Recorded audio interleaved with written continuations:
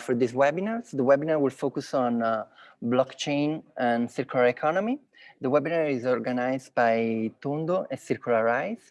So I will start myself by briefly introducing Tondo. Soon after me, there will be Katsiaryna, bringing our point of view on blockchain and circular economy. And so, soon after, there will be Mesbah presenting all the different activities Circularize is doing on blockchain and circular economy. Right, they are a startup really focusing on this topic, and we will leave the last 10 minutes for a Q&A session. So if you have any question, please put it in the Q&A, and we will reply at the end. So very quickly, what is Tondo? Tondo is a no-profit organization that was born actually a couple of years ago, focusing on circular economy, acting as a bridge between university, startup, corporates, institution, and people. What we do, we mainly focus on 3 areas, that is knowledge. So we're favoring the development of innovation through research and study on circular economy. For example, what we are studying now is a study on the fashion industry. Another one we have developed on mapping circular startup. And we are also developing different kind of other studies, mainly focusing on the sectors. In addition, regarding the knowledge, we also develop different kind of class, training, we have the podcast, we have the web, the blog, we have these kind of webinars. In addition to that, we are mainly an ecosystem actor, and on that there will be an additional slide. First of all, because we are trying to develop a really wide and heterogeneous network, not only at the national level, but also in international level. And this is what we do through the webinars, but also through our events, and also through our association. So we are open to everyone. Everyone can join Tondo as a volunteer or associate. And the third element are the project. We are not just a think tank, but we are actually an action tank. So we try really to work on the topics, on the issue we consider relevant. And at the moment we are working on 2 main topics. One is regarding the coffee, and another one is regarding the littering, especially cigarette butts. Regarding the ecosystem, as I said, I think at the moment we are really facing a complex scenario, and this complex scenario is requiring the ability to react quickly both, and to change both society and the business. And for this reason, we have created this ecosystem that is composed by mainly 3 elements. So there is Tondo, the no-profit organization that we created a couple of years ago, is mainly trying to create a bridge between people, research institute, and public institution. Rethink, that is our event format, and through which we mainly showcase different kinds of solutions related to the circular economy. And the other one is Tondo Lab that we have just launched, and through Tondo Lab, we just want to support companies in implementing and designing and implementing circular solution. What we do, we start by assessing circularity. So we focus on measuring the circularity level of a company, and we do that leveraging the most recognized way of doing it. So there are different kind of tools to measure this, the circularity level that can be done at the product level, department level, at the company level, or even at a larger system, so supply chain level, or city level, or country level. On top of assessing circularity and this activity, we also are developing also in collaboration with Circular Economy. After that, we try to understand what kind of workshops that can be implemented on the areas where the circularity level is low, in order to design new projects that can be implemented. So, and on top of that, we also offer educational classes, both to corporates, but also we collaborate with different kind of educational institutions. On the other side, once we understand what kind of projects we want to develop, we try to understand their impact, both on environmental level and economic level. And finally, we also support the matching between corporate and startup, or between different kind of actors, in order to quickly scale up solutions that are already working. And finally, we also help communicating the circular approach of an organization. So this is us. And now I let Katsiaryna introduce a little bit more about the topic. I stop sharing. So Katsiaryna, I will launch your presentation briefly. Okay, perfect. Thank you. Okay.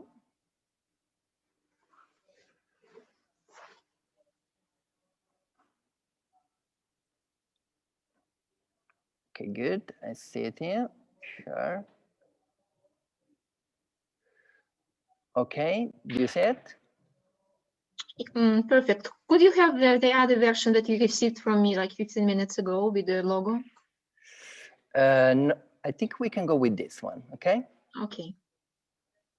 So thanks everyone for joining us. Today we're exploring quite an interesting topic, which is the synergies between blockchain technology in the context of circular economy and supply chains.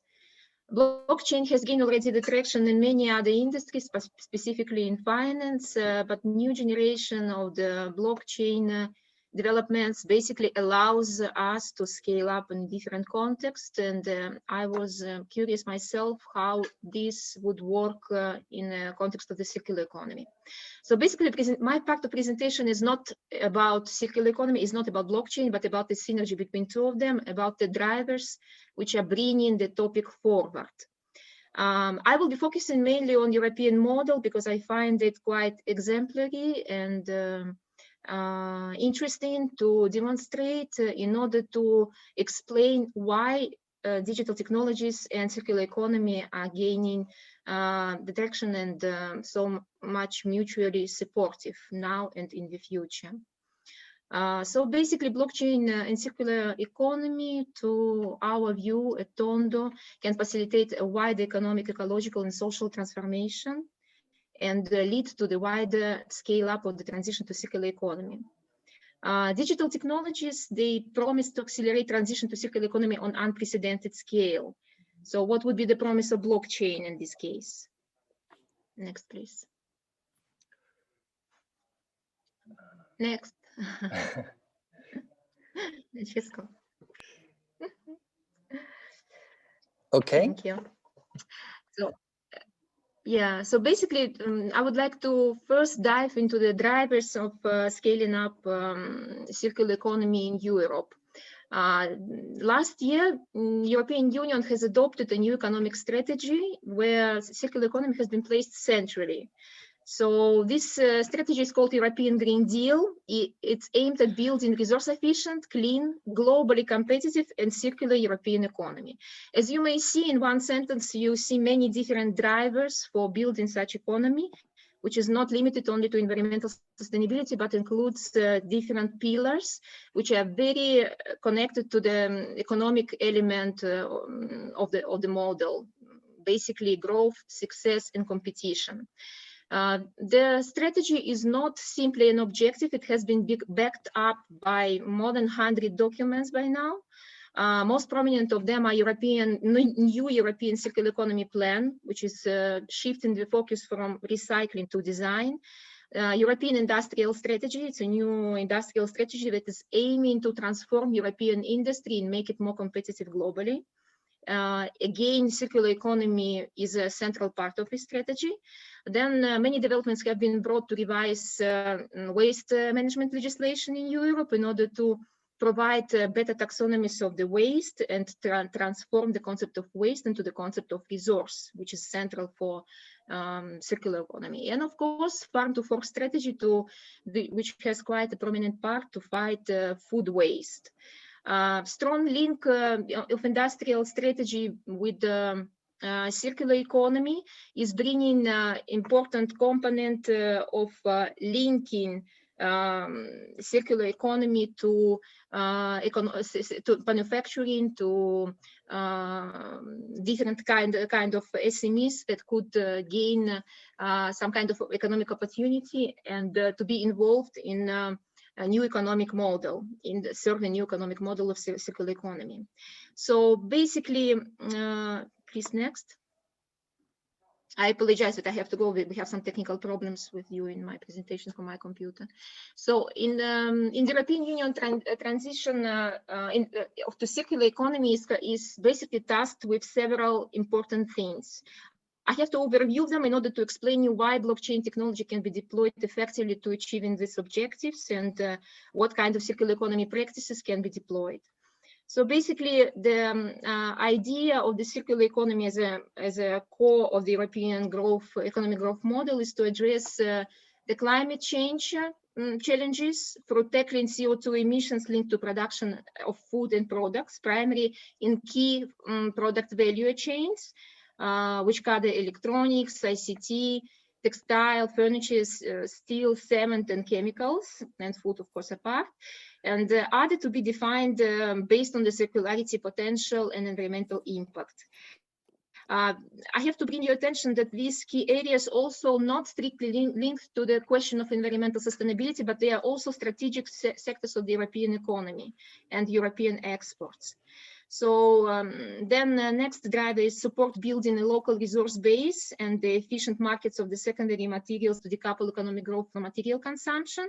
So basically, when we bring into the discourse the question of the materials, it's central, because if we don't source the materials from abroad, we have to find them in the economy. And this is the central principle of the circular economy, to source the resource that has been already available in the economy without going into the extractive activities.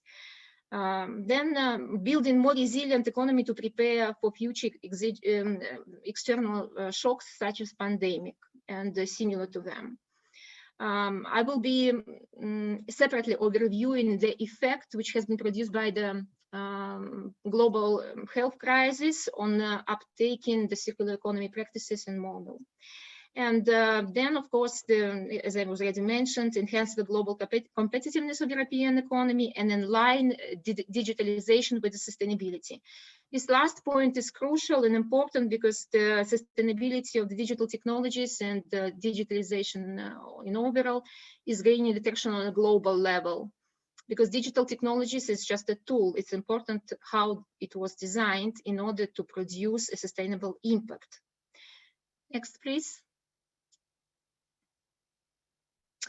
So coming into the numbers, in these drivers, climate change and environmental sustainability, recent estimates suggest that energy-related factors contribute only to roughly 50% of all greenhouse gas emissions worldwide. So before we were estimating that energy system is responsible for 70% of CO2, at the moment, we come to the number of 50%, half. It means that significant part of the CO2 emissions is actually embedded in our production. So what we need is to change our manufacturing system, our methods, to improve our efficiency and to achieve the reduction.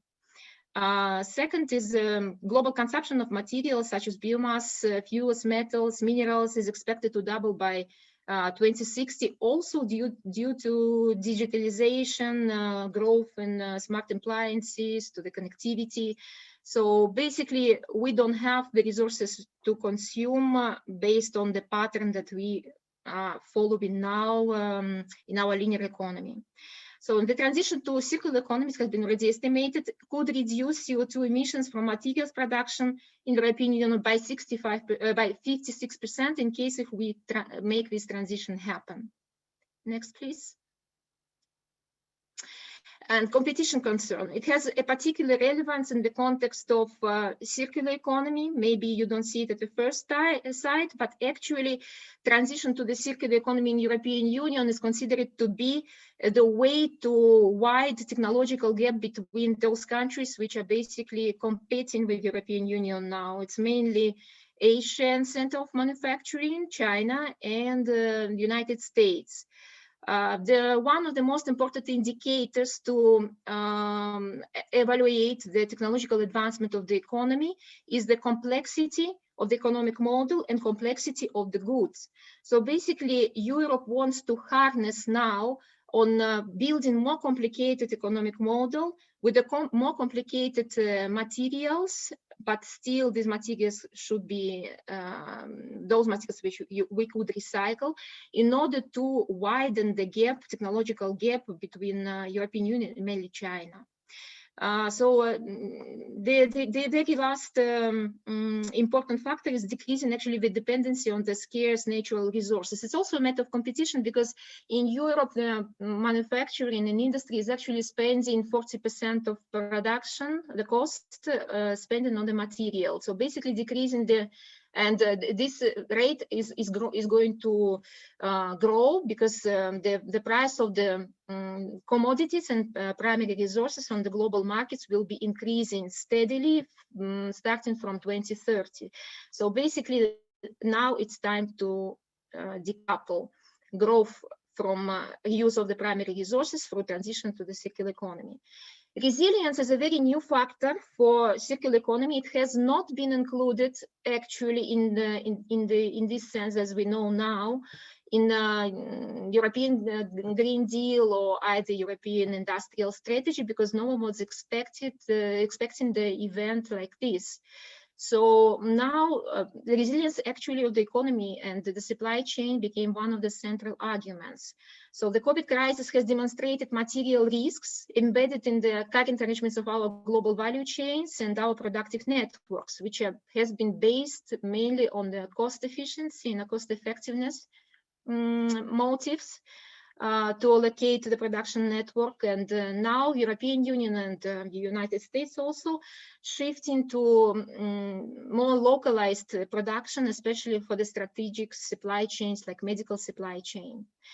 In all this discourse, digitally mediated circular economy is playing the central role, because the technologies that are empowered by Industry 4.0 could produce very novel regenerative ecosystem of digital goods production that basically would support life support system, not support, but would give a space and leave through dematerialization, give the space to the resources to remain as deposits instead of consuming them in our generation. So in circular economy context, actually digital technologies, they offer a lot. They basically can help us to restructure our relationship with the nature. As I mentioned, through dematerialization, the second method is circularity, is by increasing the use of the same material and resource and product that has been already available in our economy. And the central role in all this story about digitalization, digital technology, and circular economy are playing supply chains. The focus is central. It's really strange that in strategic literature on circular economy, the question of the supply chain is not really standing out, even though the current productive networks, they are so dissembled across the geographies, involve many businesses in order to produce, design, innovate, produce, supply, and recycle the product. So basically what we need is a holistic approach for the supply chain in order to address the imbalances that we generated from our linear system in our linear consumption.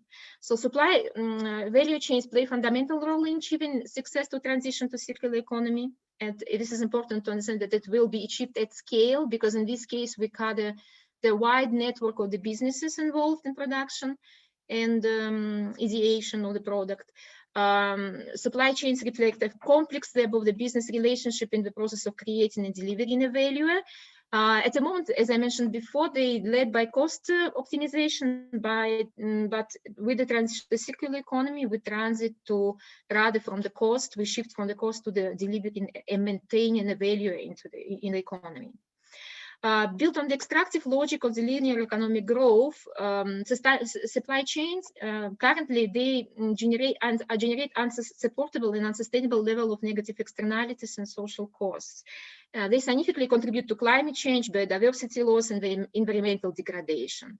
So what would be suggested in terms of the circular economy is the transition from the linear supply chains to the circular supply chains, which do not end with the delivery of the product to the user that doesn't possess and doesn't own this product for a long time because of the quality, because of the short production cycles and innovations in the product happening. So basically what circular economy is seeking to do is to maintain the value that has been created through different kinds of strategies, mainly recycling, remanufacturing, repurposing, and basically waste is the last resort.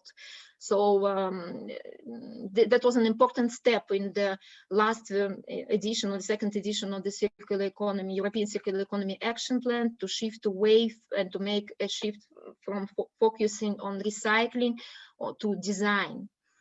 So blockchain technology has already been offering some effective solutions to supply chain management in linear supply chains, like improving transparency, traceability, reliability for the value chains by reducing information asymmetries, tracking inventories and ownership rights for the products, and enabling faster delivery of goods and enhancing coordination between the stakeholders.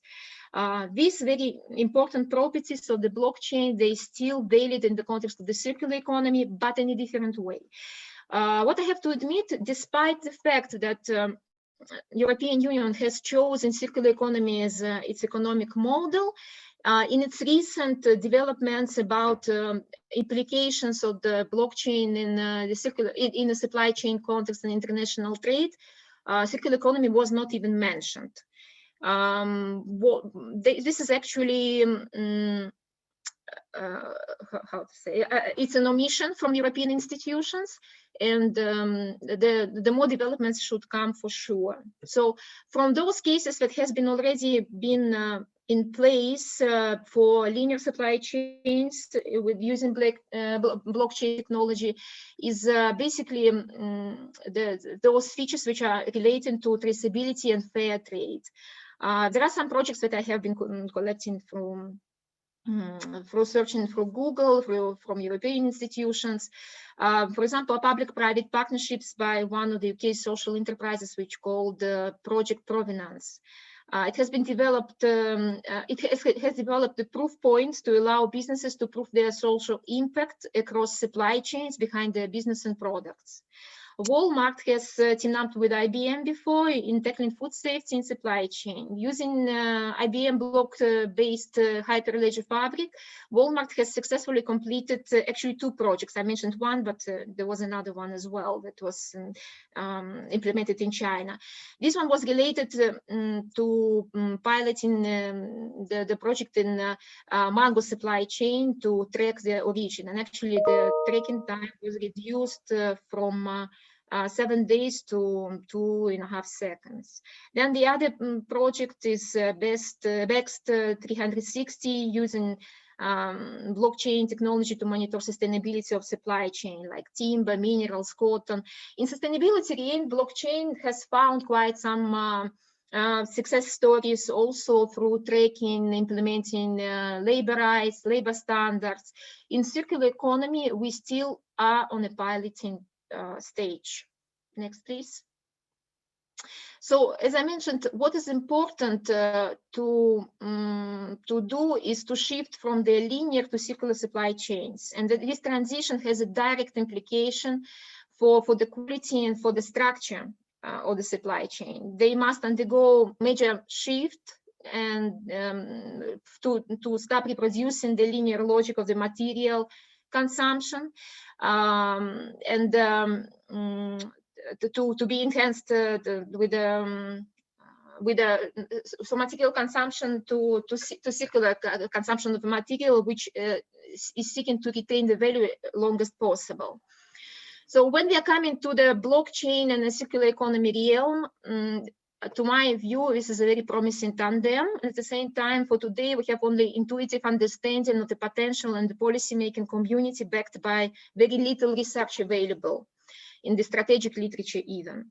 So when I was checking the European and international institutions which are working in the realm of global supply chains, the prominent comment which would reflect the current understanding of blockchain and circular economy tandem would actually be the one from OECD Global Blockchain Forum summary report.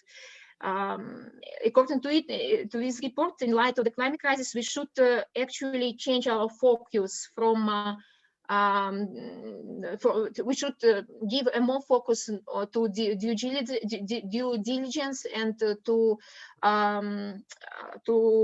pass the stage from simply identifying the sources of the material to understand where they end up after use. So blockchain technology involves some important capability dimensions that may transform and benefit current business processes and supply chain issues, enable circular economy practices. Potential use cases of the blockchain to advance the economy, like life cycle traceability. A blockchain solution can enable materials and products tracing throughout the life cycle, which is not ending with the consumer. So basically, we are interested what is happening with the product when consumer stop using it, what kind of circular economy strategy and practice will be in place. These potential blockchain characteristics set the foundation for reusability, repurposing, upcycling, recycling programs. Another potential use is for remanufacturing. So blockchain enables the identification and safe recovery of the equipment that can be remanufactured. Remanufacturing is actually quite an industry now, a prominent one, especially in China, in order to upgrade and modernize the equipment that they have been accumulating for a decade. Potential use cases of blockchain to advance circular economy also come to such qualities of blockchain as financial incentivization. This is actually a very profound capability that can contribute significantly to transform the linear economy into circular one and actually affect the behavior of the consumers, of the partners through tokens, for incentivizing them through tokens, for assigning them the scores and so on. So I wanted to specifically mention the effect that has been produced by COVID crisis and that has demonstrated how blockchain enabled techniques could actually improve resilience in the supply chain and in the economy. So we experienced global demand and supply shocks, and actually blockchain enabled circular economy techniques such as resource circularity, secondary use of the products, local sources of inputs are really useful in this kind of situations. Then shortage of the personnel also can be addressed through the through creating special registries. So another use case for the blockchain would be also one of the projects that I have found to demonstrate for you. It was the plastic supply chain in Austria. It was an innovative approach to offset the plastic and to demonstrate how the plastic is going through the supply chain and how actually it can contribute this traceability, how it can contribute to empowering different kind of practices. So, and another technique is actually smart contract, which is a decentralized application running on the blockchain platform, can have a variety of applications. It was too fast, Francesco. Could you please come back? Yeah, sorry. We are a little bit in delay. We have to switch to the next presenter. Still, 2 minutes. So basically, when a smart contract is a decentralized application running on the blockchain platform, it actually can have a variety of applications in the context of the reverse logistics. For example, when a supplier receives the product and there is a conflict between the quality of the product of the return and the payment that has to be proceeded. Next, please. So use cases, just to demonstrate, there is a project that's called Trace, is a blockchain-powered project collaboration platform, which aims to increase product traceability and transparency within the fashion industry. It actually connects 35 product line chains that have been traced via this tool. Fashion brands, retailers, they gain access to data and substances and materials in the production that have been used in the production. So, and this platform is also, importantly, it's using and stimulating different kind of the circular economy practices like repurposing, reusing, and those kind of strategies to support the circular economy. So there are very important other pilot projects. They are not yet commercialized. One is by the United Nations agency implementing the blockchain technology for traceability and due diligence in the cotton value chain to support the circular economy. And the other one is has been in partnership between BAS Canada and Deloitte. So it's basically also related to the plastic circularity to address the problem of plastic in Canada. So and to basically to stimulate the transition from linear to circular supply chain. So up to now, what we can conclude based on the analysis that I have been performing on the market, that only few projects that actually has been uptaken by the SMEs and small business networks. Basically, the blockchain is gaining traction among big companies, large business networks, partially due to the cost as well. So for the moment, we have a limited progress towards uptaking of blockchain technology by small players. It's we are quite an infant and piloting stage of the most of the developments. And I have to admit that there is a big increase in interest to uptake in the blockchain technology in the circular economy context among the policymakers. So we definitely can expect that the European Union will be promoting, and this incentive has been already announced, will be promoting the uptake in the blockchain technology in the international trade. And there, for sure, this failure of not addressing circular economy and blockchain tandem will be addressed. Thank you so much. Thank you, Katerina. It was really interesting. So I would leave now the presentation to Mesbah. Mesbah. Thank you. I'm really sorry for my mispronunciation. No worries. Okay, your camera is really good. You look in super high quality. So, okay, you can start sharing. See if it's going. You have to allow me to share my screen though, because it's disabled. I can't press the button. I can try to do it. All panelists, try now. Yes, now it works. Good. All right. Well, I hope you guys can see this. Really good. We can see it. Perfect. Then I'm just gonna kick off and tell you a little bit more about myself and the company Circularize. So first of all, thanks everybody for joining, and also thank you, Katsiaryna, for the good overview of all the different things with regards to circular economy and blockchain. Two very interesting topics, I would say, dear to my heart at least. Also thank you all for having me and the guys from Tondo. So Circularise basically is a company that I founded together with Jordi de Vos about 4 years ago from the Delft University of Technology. I was studying industrial product design over there, and one of the things that I did was heavily focus on circular economy about 4 or 5 years ago.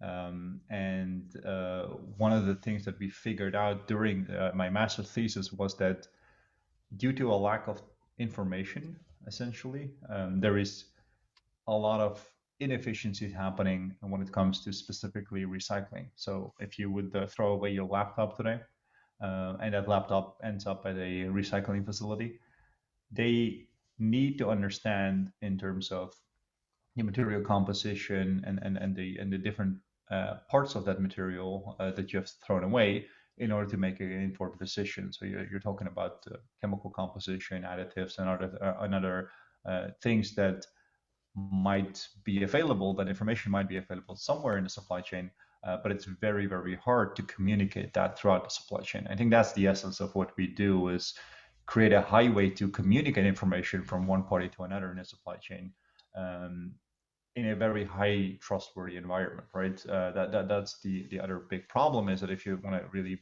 bring transparency to the industry and ask companies to share their bill of materials and other data points, you need to do that in a very trustworthy environment, and that's where blockchain can be of help. But at the same time, you also introduce issues and concerns regarding privacy and confidentiality. Why should you share your bill of materials or your suppliers or other sometimes sensitive data? And that is something that oftentimes is not really discussed enough, in my opinion. There's oftentimes this talk about blockchain enabling transparency, but at the same time, blockchain does create a big concern when it comes to confidentiality and privacy.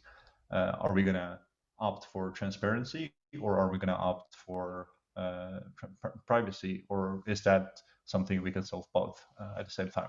That's really a lot of the work that we have been working on, is trying to solve this conflict, this paradox almost. Yeah, I'm going to tell you a lot more about it. So this is our current team. We're heavily growing due to some funds that we got recently from the European Commission to scale our product and commercialize it really.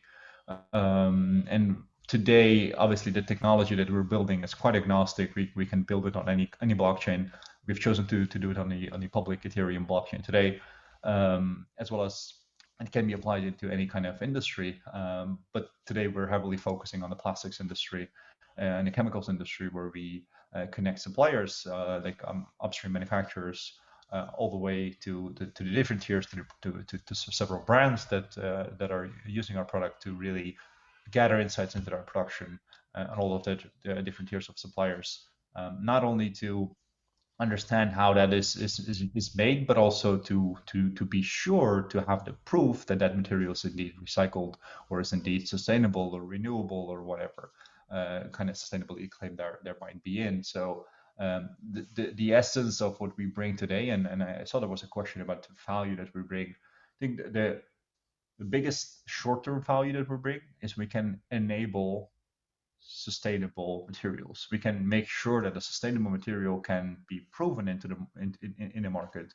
Therefore, there can be good demand from brands who are looking to source that material. And today, the problem that these brands and OEMs have is feasibility beyond tier 1 suppliers, right? It's quite a well-known phenomenon that many tiers of suppliers exist in most markets. Sometimes for specifically automotive, some supply chains can have 25 tiers. Well, to use the current system and gathering information about how that material came to be is almost impossible, right? So you're basically using paper documents, PDF documents, sometimes Excel sheets that you send using email, and you send it to your customers, and you ask certain stuff, and which is extremely labor intensive, but also we see a lot of errors and sometimes even fraud happening by double counting, for example. So what we've seen in the recent years is that there's a growing trend from these brands to move towards recycled and renewable materials and move away from virgin oil-based materials. But that means that if they want to make the claim that they're now 100% net neutral production and 100% recycled production in all of their products, that would mean that they have to start proving that as well, because otherwise they're making claims that they can't really prove, or there might be a situation where the exact thing that they're claiming is not really the case. So to having the proof is almost as important as doing the actual deed. So the way our system works on a high level is we create a digital twin for every kilogram of material. And that's really where initially blockchain comes into the equation, where initially, I mean, you guys are quite familiar with things like blockchain and things like Bitcoin and Ethereum, I guess.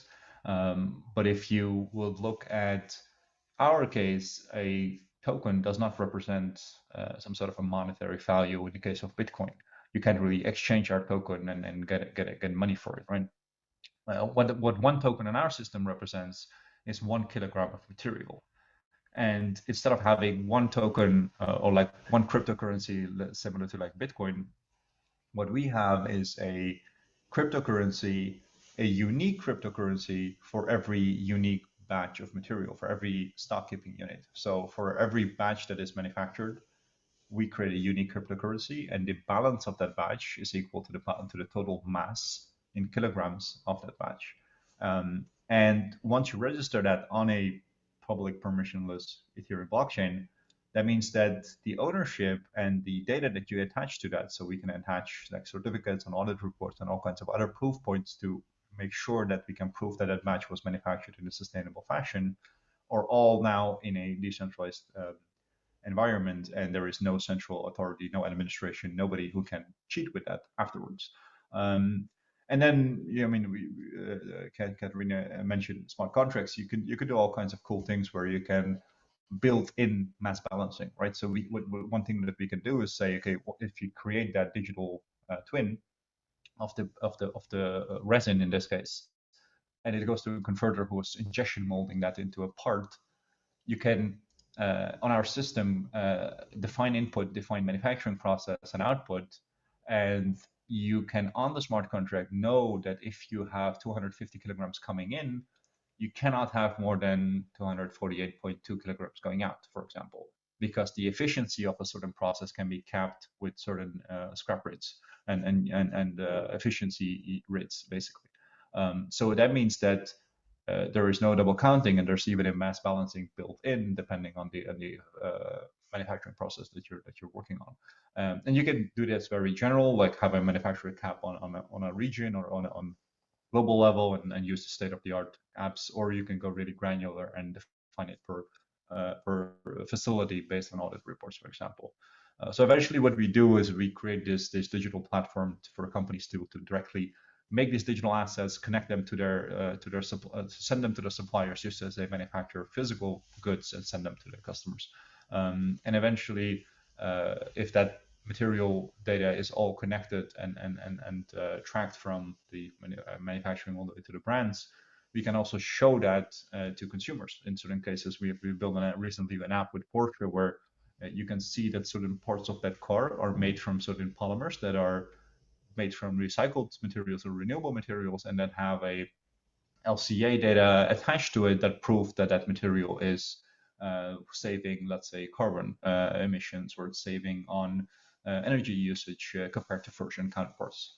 So that is really the eventual use case for a lot of brands to use that in their marketing communication materials, next to obviously being compliant to the regulation. The way it works is that if you do all of these steps, you can actually build this whole supply chain map of how a product was manufactured. So from a product to the different parts, to the different compounds, to different polymers, to different raw materials. It could go on and on. There's no real starting and end point here.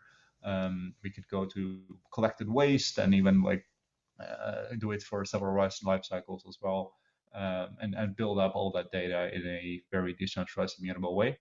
I think two things that are really important to touch upon here, because I know we're short on time, and I don't want to spend take away from the question and answer session. But one thing is to understand chain of custody, where you have different ways to prove the chain of custody of ranging from certificate trading.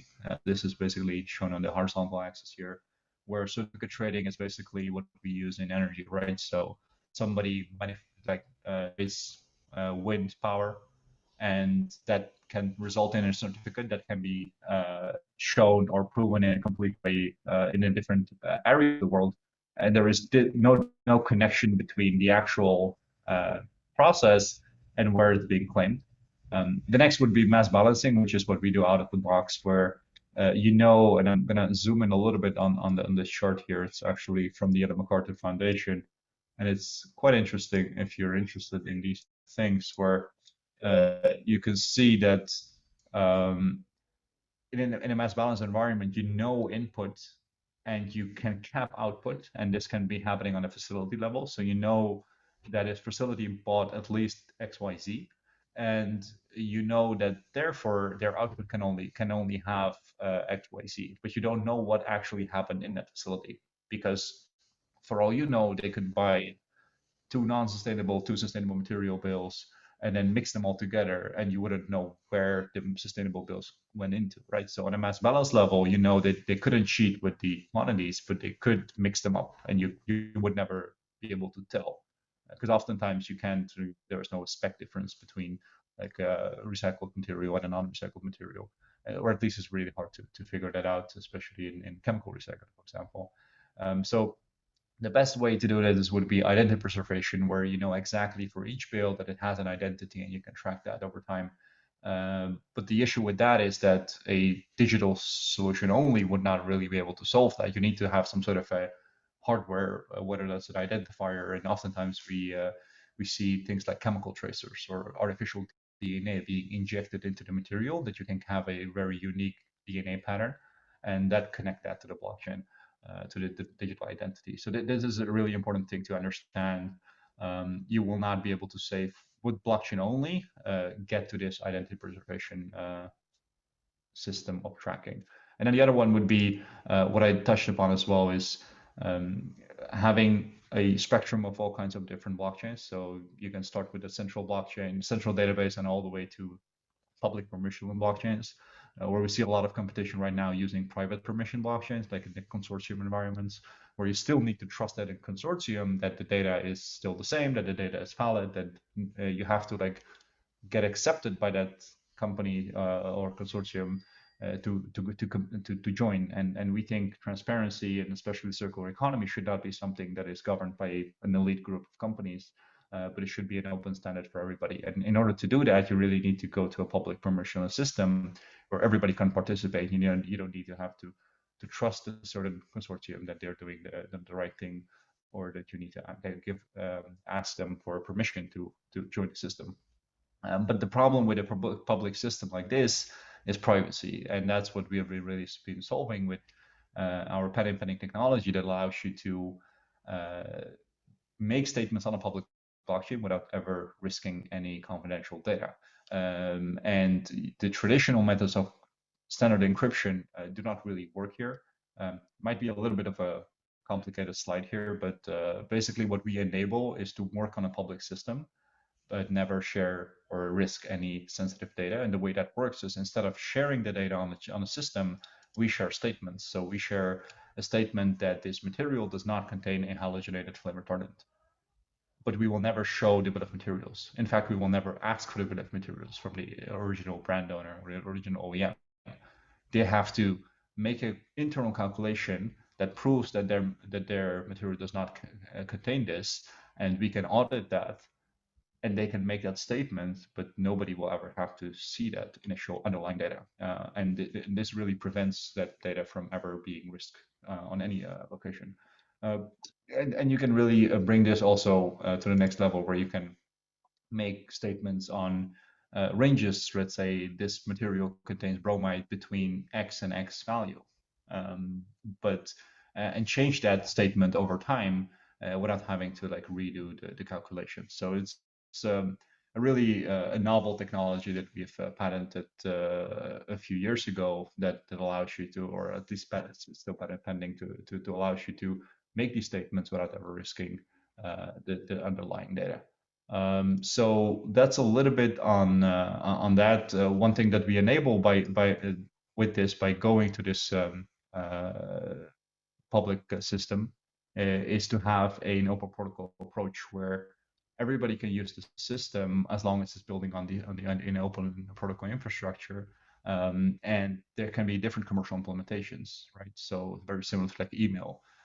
People can use Gmail or Outlook or any other different email client, but they all work together, and there's no monopoly for like one company who owns email, right? That would be really weird.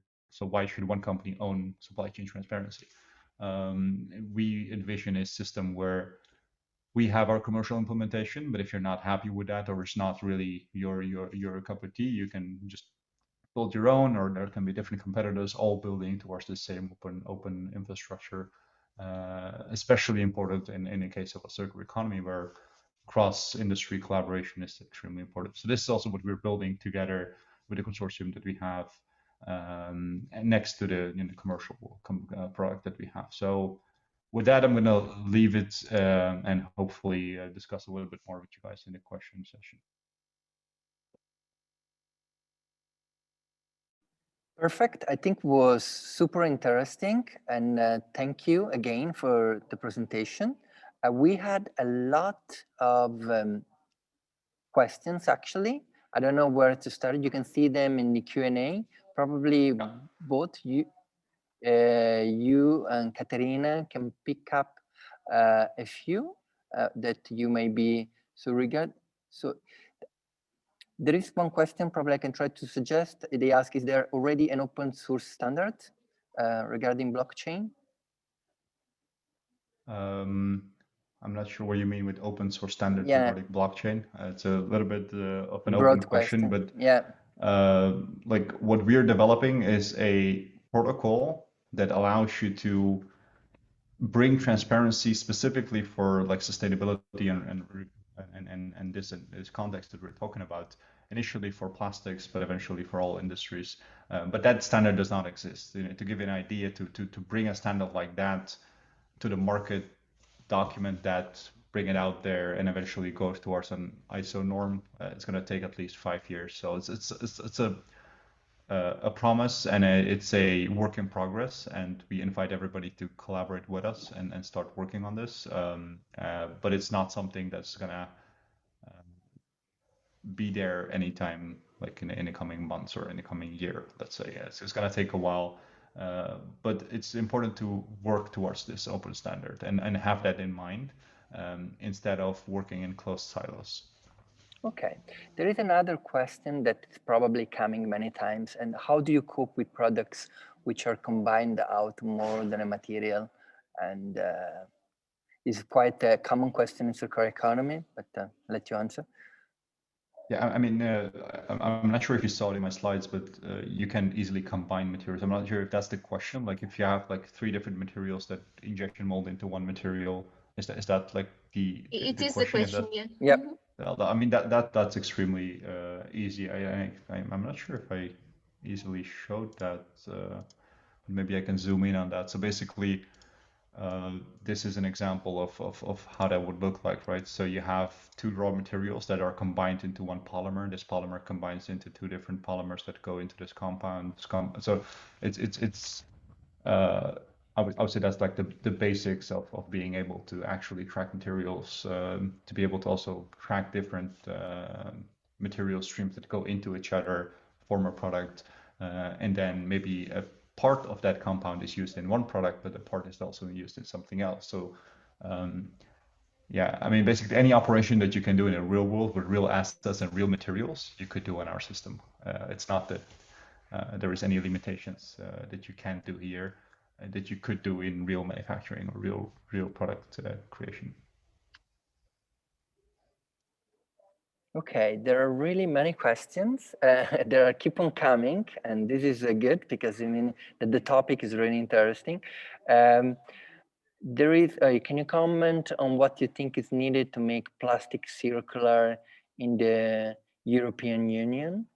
I don't know. This is a very broad question again, and I don't know if you want to try to answer. Maybe also Katsiaryna. Yeah, sure, I can Okay. answer. I just revised now the question in order to combine them in a group, because there are several questions regarding the materials, combination of the materials. This is something that Mesbah just has answered. Yeah. And then several questions about the plastic. Okay. So, probably, yeah, you can say. We can combine them because they are broad. So basically, what can we do to treat to make the plastic circular in the European level? So maybe Mesbah also knows about that we have several initiatives on the industrial level to track the plastic through the supply chains. Some of the projects I also cited. So basically the first step is just to understand where actually it's going, where the value, because plastic is also in a way a value, was created, how to treat it, who will be owning that. So it's first what we do is actually to improve our legislation on the waste management. This is what is now under the review in the European Union. Second is to provide the taxonomy of the ownership of the resource, so how we can reallocate it, and how we can make it more circular. I think the outcome would be to have more methods to produce other packaging materials. You know, we are investing a lot in green chemistry, in bio-based products, so probably this is the future. So as we see, gradually we are phasing out we already phased out the single-use plastic, basically. The next step will be treating the packaging and the materials that are used in packaging. So basically, gradually we are going into the direction of phasing out plastic where it's possible. During the COVID, there was an effort from the plastic industry in Europe, both and in the United States, to extend the use of the single-use plastic, because it's resistant, it's has the qualities which prevents the virus coming in, but of course it created certain problems with the medical waste. I think that future of plastic is not finished, but we are gradually going into the direction of introducing more bio-based materials, probably. Okay, I will let also Mesbah answer. Yeah, I think there's a lot of questions. Maybe we should just Probably I'm we not can sure pick if we up a can few. do some sort of a voting or Yeah, something else what that makes I it was easier. thinking. Yeah, what we always do is also we can answer even later. So we will send because we cannot answer them all live. There are more than 30 questions, and probably you can pick up one with if you want to say something regarding the plastic, and probably you can pick up another one, and probably we do another couple of answers, and after we will answer later by email. Sounds good. Yeah, I'm not sure what to pick. There's a lot of good questions. There's a question on how we operate on the gas price with our clients, and do they each pay their own transactions, or do we batch them? Essentially, it's open, so we can manage accounts for companies, and we can do the blockchain part for them. Basically, have like a managed wallet if they're not interested in doing that themselves. But we also allow them to just take that over if they have an IT department who can do that, and they can do it themselves.